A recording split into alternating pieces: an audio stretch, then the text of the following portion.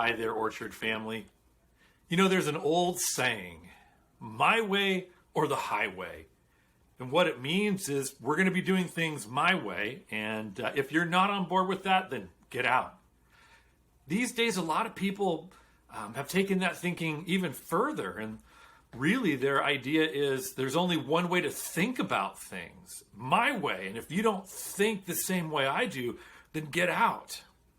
Truth is, we like being the ones to make the decisions. We like getting our own way. We like telling other people what they should do and think. But the scripture calls us to a different way, to a better way. The scripture calls us to practice submission to one another. Submission is yielding to someone else. It's letting them make the decision. It's letting them have their way in a given situation. And the truth about us is there's not an awful lot that we really like about submission. Submission feels like weakness to us. It feels like losing to us. Submission means not getting what we want, and we like that least of all. We want to be in control. We want to get what we want. And our culture has really deified this, deified the idea that the most important thing is getting what we want and doing what we want. But there's a problem with that.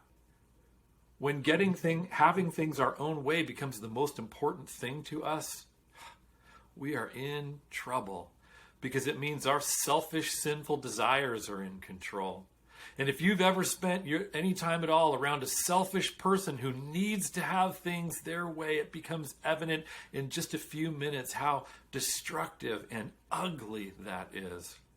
And so the scripture calls us to fight against our selfish, sinful nature by practicing submission. And in fact, the Bible calls us to submit in a lot of different ways. Number one, we're called to submit to God. James 4:7 tells us that. But we're called to submit to a lot of other ways, to government authorities, to human institutions like our boss and our teachers at school. We're called to submit to church leaders. But I really want to focus on submitting to one another. Ephesians 5:21 says that as believers, we are to submit to one another out of reverence for Christ. Submission should be a normal way of dealing with the people in our lives. And I want us to notice that it doesn't say submit to this other person because they're right. It doesn't say submit to this other person because they're somehow better. It says submit to them out of reverence for Christ.